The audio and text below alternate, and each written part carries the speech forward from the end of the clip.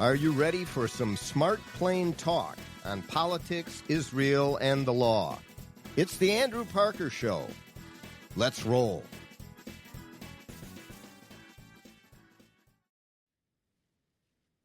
Hello and welcome to another episode of the Andrew Parker Show.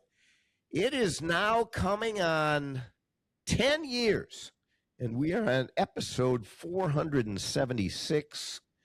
We talk politics, Israel, and the law each episode. And thank you once again for joining us. And thank you once again for our primary sponsor, one of our key sponsors, Parker Daniels Keyboard, Parker Daniels Keyboard Law Firm, premier law firm, downtown Minneapolis. But, in jurisdictions across the country, and right now as we speak, we have a petition up at the United States Supreme Court. We're waiting to hear if they want to talk and rule upon weaponization. Yes, it is real, as we can talk about it with our guest on this episode 476, and that is Alan Dershowitz.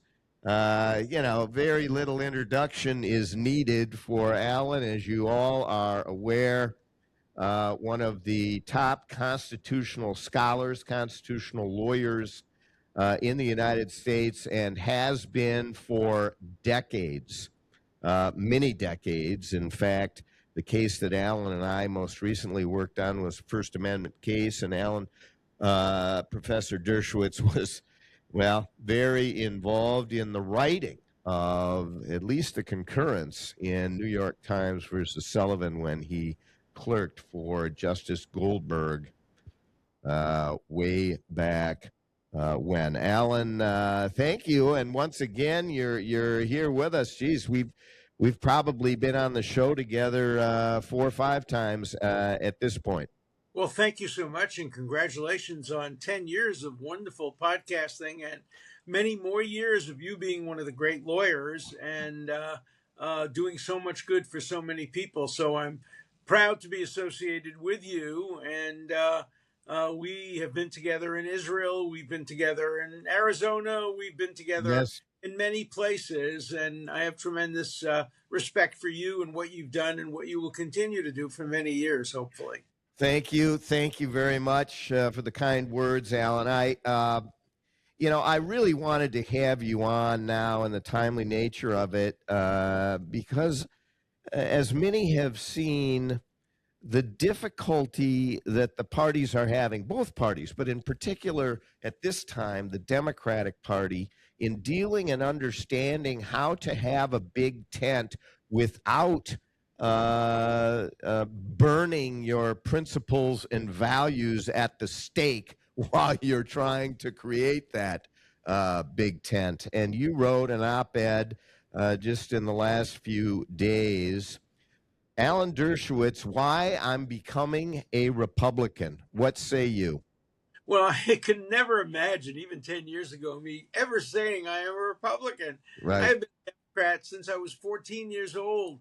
I went around with a loudspeaker in support of the Democratic candidate for Assembly in Brooklyn, New York. I have always voted Democrat over the years, except for a handful of situations. But the Democratic Party has left me.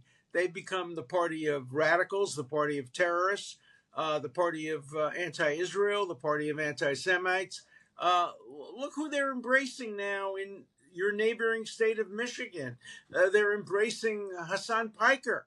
The candidate for Senate goes around with him, puts his arms around him. And if you don't know Hassan Piker, let me just give you a few of his quotes. That's the person that Alan is speaking of that is being embraced, that the banner of the Democratic Party is being wrapped. He's being wrapped with.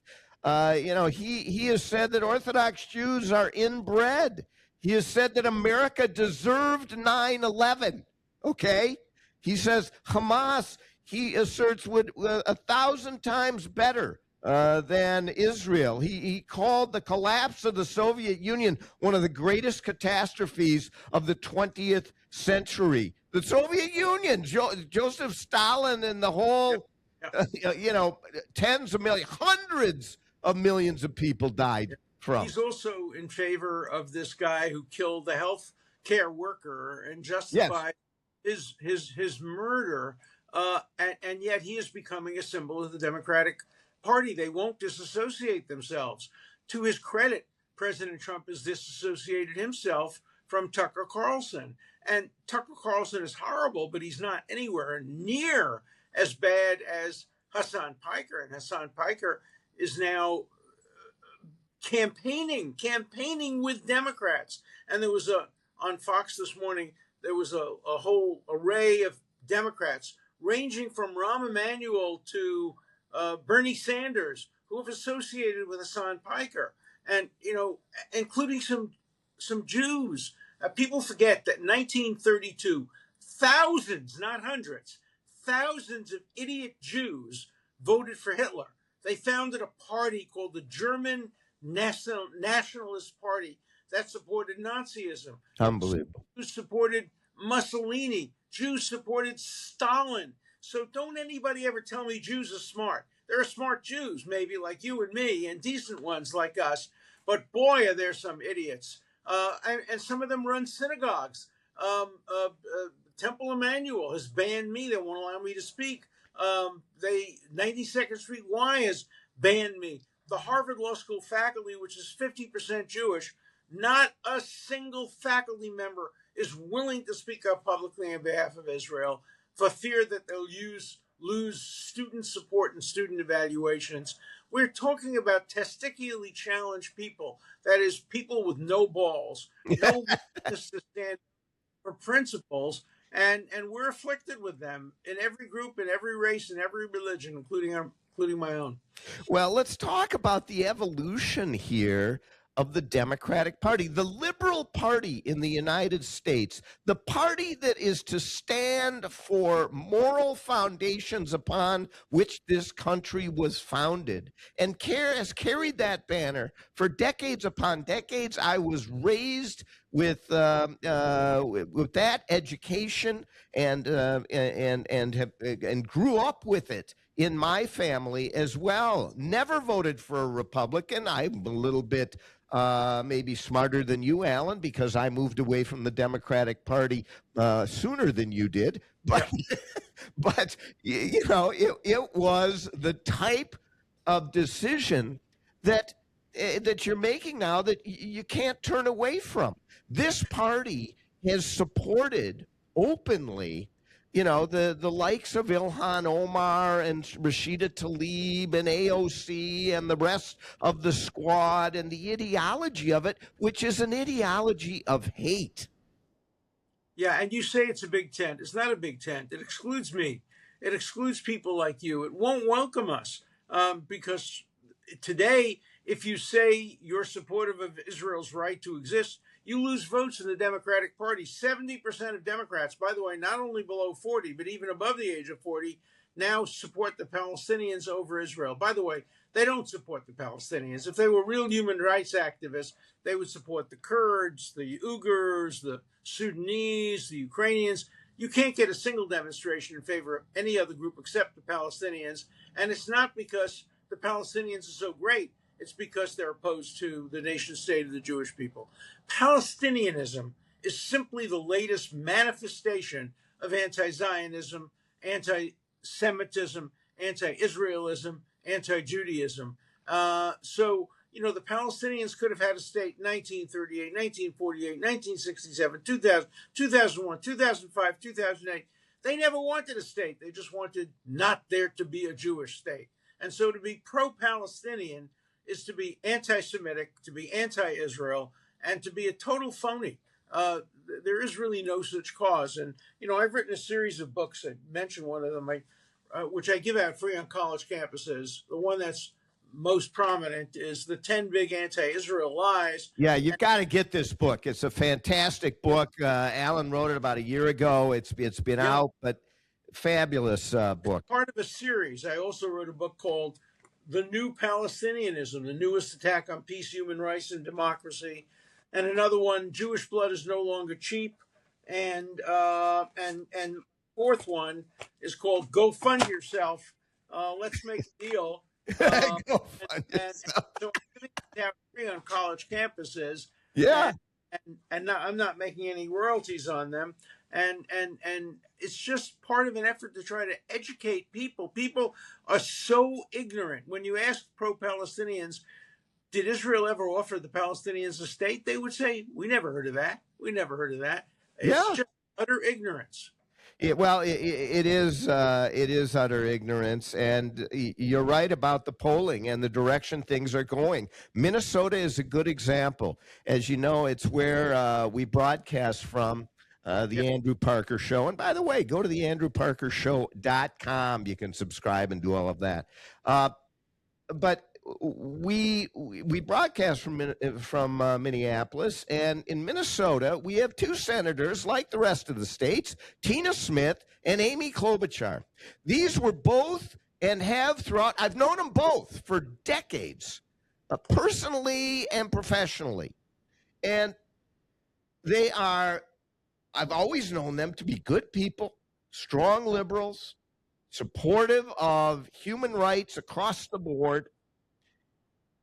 And they have always been, from the time they were elected, even Tina Smith, who took over for Al Franken, as you recall, and it's a liberal seat, have always been pro-Israel. They have voted pro-Israel. They are no longer voting pro-Israel at all on anything. And, and it's political survival from their perspective, although I think that's bunk. I have supported Klobuchar. I supported her for president. When I made my speech on the floor of the Senate against Trump's impeachment, she was one of the few Democrats who came over to me, congratulated me, saying it was a good speech. She disagreed with it, but it was a good speech. I liked her very much, but she now voted along with the other anti-Israel Democrats, and I no longer can say I support Klobuchar. Look, your state has the worst attorney general in the country. Yes. And that's a low bar. He was a man who was a very, very strong supporter of Farrakhan and really had a long history of anti-Semitism, and yet he gets elected to statewide office in Minnesota as a Democrat, and he is faded at the Democratic National Convention, and that's one of the things that really pushed me away from the Democratic Party. So Minnesota has some real problems, but it's reflective of problems in Michigan, problems in Illinois. Look at even Illinois. It has a Jewish governor. It had a Jewish mayor in Chicago. They're all anti-Israel. Yeah. And so I don't know who I would want to see the Democrats nominate for president at this point. Obviously, Fetterman couldn't get the nomination. He's my favorite Democrat, but he's a Dino, a Democrat in name only, maybe, or maybe he's the real Democrat, and the others are Dinos, Democrats in name only. So we have a real problem in the Democratic Party. People will call me a rhino because I am mostly a foreign policy Republican. Domestically, I support a woman's right to choose abortion up until a certain point. I support generally gay rights, though I'm opposed to many gay rights organizations that have turned against Israel. I support civil rights, but I'm against Black Lives Matter, which has become a terrible organization. So, I'm very split on some of these issues, but on foreign policy, I am 100% against the Democrats. Well, and now a word from our sponsors. Are you a business owner? Are you losing sleep because you feel your partner isn't carrying their weight, or because you no longer share the same vision or values? Are you no longer comfortable going into your own office? Are you walking on eggshells in the company you built? This is Chris Daniels, founding partner of Parker Daniels Keyboard LLC, a premier litigation law firm headquartered in downtown Minneapolis. For more than 30 years, I've specialized in business litigation and have helped hundreds of business owners resolve troubling business disputes. As a former certified public accountant, I get to the heart of the dispute, including financial issues. Business divorce can be messy, time-consuming, and costly, but doing nothing can cost you a lot more. Not just money, but emotionally, physically, and in your personal life. If you and your business partner no longer see eye to eye, and you're eager to take a proactive approach and make a change, please call me at 612-355-4100 and schedule a consultation. Or visit our website at www.parkerdk.com. Well, it starts with moral clarity, and really it ends with moral clarity. And when political parties eschew their principles and their foundations for political expediency and to get additional votes and to get elected, it's the beginning of the end for us. And that is what the Democratic Party has done, full stop. They just had a vote in the Senate, the United States Senate. There are only 100 people that get to vote. In this country of 330 million, there are 100 U.S. senators, and that is it. And they carry that vote. That is a big club. And how do they use their vote? They use their vote to vote against defense appropriation for the state of Israel in the middle of a war. And the state of Israel, Alan, correct me if I'm wrong, is the single strongest ally of the United States anywhere in the world. Not only that, Bar but none. penny that goes to Israel's defense comes back to the United States. Yes, 75, 80% of it. The money has to be spent on American companies, and Israel helps the United States develop weapons that are being used today and are being used historically to defend America. The Iron Dome was jointly developed. So the alliance, military and intelligence alliance between Israel and the United States has helped the United States as much as it's helped Israel. And that relationship is one of the most important defense strategic relationships, which is why the Department of War always supports Israel. Generally, the State Department, currently, obviously, Rubio supports Israel. The Secretary of the Treasury supports Israel. These people understand how a close relationship between Israel and the United States benefits the United States. And one of the other anti-Semitic tropes we're hearing is that, oh my God, Israel's pulling all the strings. It persuaded Trump to go into Iran. What nonsense. First of all, Jews have no power in the United States. They're 2% of the people. They're losing support. Many of the Jews are against Israel. Why would Donald Trump ever think that he would politically benefit from supporting Israel? He's politically taking risks because in principle, he knows that support for Israel is best for the United States. So anybody who says that Donald Trump was pushed into supporting the war in Iran by Israel is wrong and is bordering on bigotry. And it goes back to the protocols of the elders of Zion. Yes. Jews control the levers of power. Jews pull the strings. Jews control the banks. Jews control. There's an old joke I love to tell. Two Jews sitting in a cafe in Vienna in 1930. And one of them is reading the Jewish newspaper, and the other one's reading the Nazi rag. And the one reading the Jewish newspaper says, "Why are you reading that Nazi rag?" And the guy says, "Well, I used to read the Jewish newspaper, and it tells me Jews are starving, they're hungry, they're discriminated against. It made me so sad. I read the Nazi paper. Jews control the world, they control the media. Such good news makes me happy." So, this goes back 100 years. Yeah, and just to underscore a couple of additional points, the alliance, the relationship between the United States and Israel is so beneficial to the United States in terms of innovation, in terms of invention, in terms of intelligence gathering and sharing, and the military issues that you raise. All of that, aside from the fact that it's a democracy, it is a free country, it is one of the most liberal countries in many, many respects of anywhere in the world, and is a beacon for so many countries who believe in freedom and liberty around the world. For the U.S. not to be in the strongest alliance with Israel would be Ashanda would be a stark error for the U.S. That's why, and that's what Trump understands. Yeah, it would be self-defeating. America benefits enormously from its reliance and its relationship with Israel. Do they benefit enormously with their relationship with Spain? No. No. They benefit enormously from their relationship with France, even England? Not so much. They weren't there for us even on this war. Yeah, Not supportive. Canada, forget it. Australia, forget it. Yeah.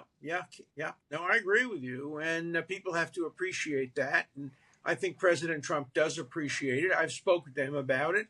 And he's always complaining to me. Every time I meet with President Trump, his first point to me is, Alan, why don't the Jews vote for me? I'm so good for Israel. Why don't the Jews vote for me? And the answer is, you're right and the Jews are wrong. And they don't vote for you because they vote their leftist politics over their own self-interests and the interests of our country. So I'm going to continue to oppose the Democrats. I'm going to try very hard to see that the Republicans maintain control of the House and the Senate and the presidency, not because I love every policy that the Republicans have, but because I hate almost every policy, particularly in the foreign policy area, that the Democrats have. And those are my priorities. And I'm going to fight hard to see that the Republicans maintain control over America's destiny, because it's better for America. Better for America. If you're an American firster, you should be supporting Israel and not Tucker Carlson. Yeah, absolutely. Spot on. Alan, before we break for this episode, I wondered if you wanted to comment on your thoughts about the Iran war and the impact on peace in the Middle East. Look, I think the Iran war is one of the most important wars America has fought since the end of the Second World War. If Winston Churchill were empowered in 1935, and if England had done to Germany in 1935 what the United States did to Iran, destroying its military, there may not have been a Holocaust. And so I think the United States has set back the Iranian cause and promoted the cause of peace tremendously, however this comes out. And I hope it comes out with, obviously, no nuclear facilities at all in Iran. I have to be very proud of one thing. I wrote the op-ed, and I got it to the White House, urging the United States to blockade the Straits of Hormuz. What I said was, the Iranians can't have any control. They can't say, these boats go through, these boats don't. It's either all the boats go through or none of the boats go through. Yeah. And remember, Iran hurts more if none of the boats go through than America does. Ultimately, we're going to need an alternate to the Straits of Hormuz. Unless there's regime change, the Straits of Hormuz can no longer be as important to the oil exporting industry as it is today. We'll have to figure out ways of getting pipelines on the ground, the Red Sea, other ways to assure that Iran can't have control over what is now an important waterway, but I think in the future will become a less important waterway because Iran has shown that it can control it. Yeah, and it's holding the world economy hostage by having that control. So severing that control is critical. Right. Alan Dershowitz, thank you so much for joining us on the Andrew Parker Show. It has been a great discussion, and as you move into the next chapter, hopefully long chapter of your life as a Republican, at least for now, I mean, hopefully the Democratic Party will allow us to rejoin it. Well, wouldn't that be nice? But in the meantime, everybody should listen to this podcast. And everybody should hire the law firm because Parker is a great, great lawyer and wins his cases. So if you want to be on the winning side, this is the winning side. Thank you very much, Alan. That's Alan Dershowitz, one of a kind. You know it when you hear him. And he really is a scholar, and it's been an honor to have him with us as a clear thinker. You just don't get that every day. In fact, you don't. Nowadays, you get it seldom, and we really appreciate, Alan, everything that you write and your thoughts. Thank you so much. Appreciate it. So it's theandrewparkershow.com. Go to theandrewparkershow.com And I'm going to give a little plug for the Dershowitz.com as well. Alan Dershowitz's podcast, the Dershowitz.com. Go to the AndrewParkerShow.com. Join us. Subscribe. Follow us. Put in your info on our email. Text us, 952-522-2818. That's 952-522-2818. Text us your thoughts about Dershowitz's comments today. And until next time, be kind to your neighbor. For more smart, plain talk, go to theandrewparkershow.com. Learn about all of your listening and viewing options. And remember, all the great things are simple, and many can be expressed in a single word: freedom, justice, honor, duty, mercy, hope.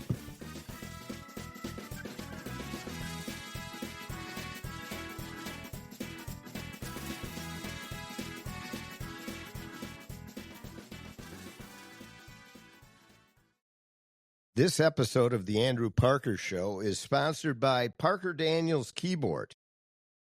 Mark Twain once quipped, "A lie can travel halfway around the world while the truth is still putting on its shoes. When you are lied about and it spreads, the resulting mayhem and destruction can be, and often is, disastrous." Hi, this is Andrew Parker, co-founder of the Parker Daniels Keyboard Law Firm. I recently handled a high-profile defamation lawsuit on behalf of a luxury home real estate agent whose business was decimated by falsehoods spread about him. After nearly 2 years of litigation and 2 weeks of trial, the jury came back with a verdict of more than $2 million for our client. Parker Daniels Keyboard. We litigate cases, we try cases, and we win cases. With a record of excellence in achieving extraordinary results, Parker Daniels Keyboard lawyers have consistently won huge verdicts for its clients in the areas of defamation, civil rights violations, regulatory battles, and intellectual property theft. For wise counsel and winning results, contact us at Parker Daniels Keyboard, premier law firm in downtown Minneapolis.